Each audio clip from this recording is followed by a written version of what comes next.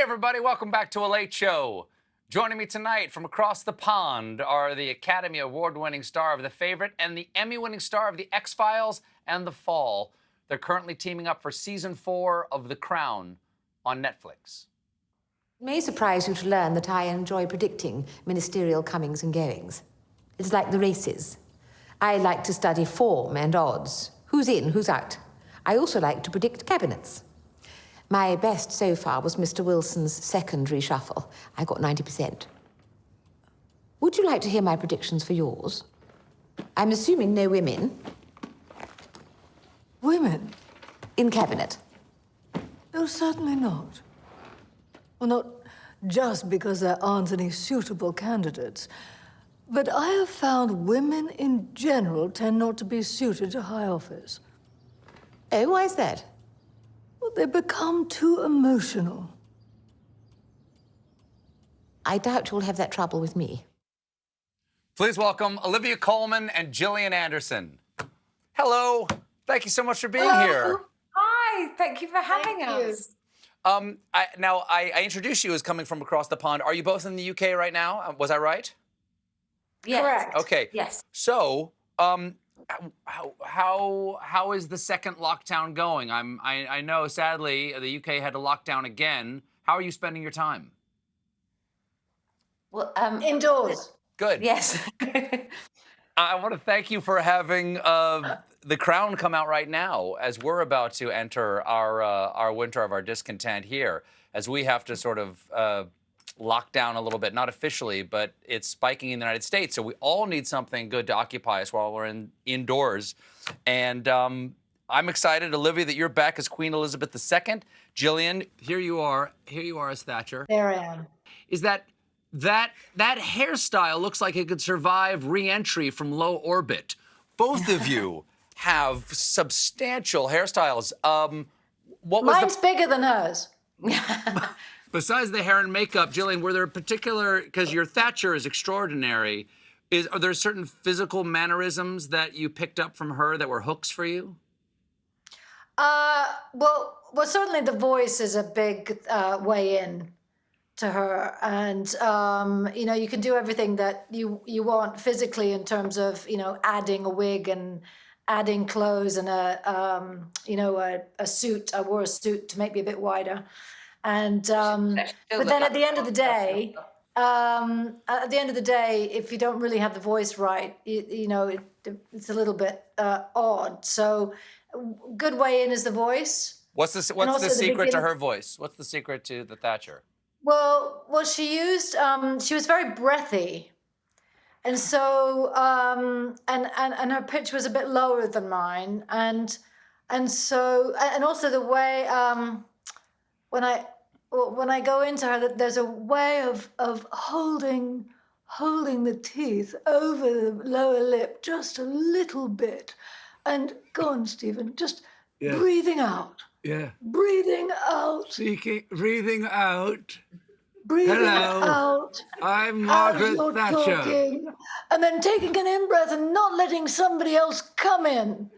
Don't come in and interrupt me. I won't let you interrupt me. You sound like Margaret Thatcher. I sound like the crypt keeper right now. You look a little like a dummy. You look a little like somebody has their hand up your trousers and are operating you from behind. That sounds delightful. Olivia, I have spoken to some of your co-stars about how they find the royal voice as opposed to like sort of a standard received Queen's English. The Queen doesn't speak the Queen's received English, does she? She speaks something else. There's a very special royal accent, isn't there? Oh, yeah. So RP, we call received pronunciation, is sort of, I suppose, how I speak and Gillian speaks. Or, I don't really know. I'm probably the worst person to interview about this because I try to pay attention, but I don't really, retain information. But I think I'm sort of average English sounding, but the royals have a whole other level of speaking. For example, can I teach you how to say yes? Yes. In the Queen's English. Yes. So if you say, this is what... So William Conacher, who was our incredible voice teacher, he gave us this, all of us, this little trick when we started, mainly just to make us laugh. But if you say EARS, Ears? that's yes. Is. I'm sorry. Say it as the Queen, please. Is. Is. Yeah. That's it. Is. I'll do this. This is my Queen Thatcher. Yeah. Is. That's Yeah. it. That's nice. It's a little bit like Yeah. having a stroke, but that's pretty much it. Yes. Sure. Gillian, obviously, Margaret Thatcher is the Iron Lady, and the Queen, at least to those of us watching from a distance over here in the States, seems like a sort of figure a bit carved in marble. Very, very staid, very proper. Now that you've played them, is there, I assume that there's some sort of more tender or human side that you didn't see before? Like, is the Queen, does it make sense to hear her called Lilibet to you now? As Philip calls her. Well, yeah, I think it's more. I mean, I would never dare to be presumptuous enough to say, oh, I know, how she feels. I'm an actor saying words, pretending to be someone, but she's obviously a human, and she's been forced into this job that she wasn't actually meant to do. It was meant to be somebody else, and she's done it with extraordinary gusto and dignity, and I don't know. I knew nothing about her before, really. Growing up in a place where they have always existed, you don't really, I think, pay attention to it as much as countries where they don't have a monarchy, where it's really fascinating. So learning about her, I think. I don't know. Everything I'm saying is just made up because I don't know. She seems like a sweet woman who has made a vow to do this job and is doing it very well to the best of her abilities. And considering she was never meant to do it, I think she's pretty bloody marvellous at it. And yes, I think she's not as stone as she seems, I think. And what about Thatcher, Gillian? Because Thatcher, on the other hand, is as iron as she seems, I think. No.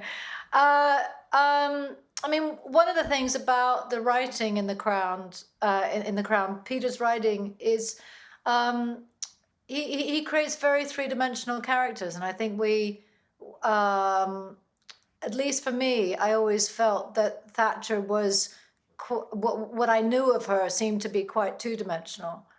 And, the Crown is really wonderful at showing many, many different sides of the human beings that they're portrayed, that the actors get to portray. And so, and in doing the research a lot of research for Thatcher, one of the things that feels most important is to kind of put preconceptions to the side and start from scratch, because there's a lot of strong feelings in the UK about the Iron Lady, and to find a way into her that kind of, so that you can get to understand her belief system and what drove her to do some of the things that she did, which means that you may or may not find some sympathy for her and some compassion, but at least, if not those things, you at least feel that you are creating a more three-dimensional character than you might otherwise without doing that work. ladies, we have to take a quick break, but stick around, everybody. We'll be right back with more Olivia Colman and Gillian Anderson. I'm going to ask them what it's like to actually go to Buckingham Palace and meet the fancy people.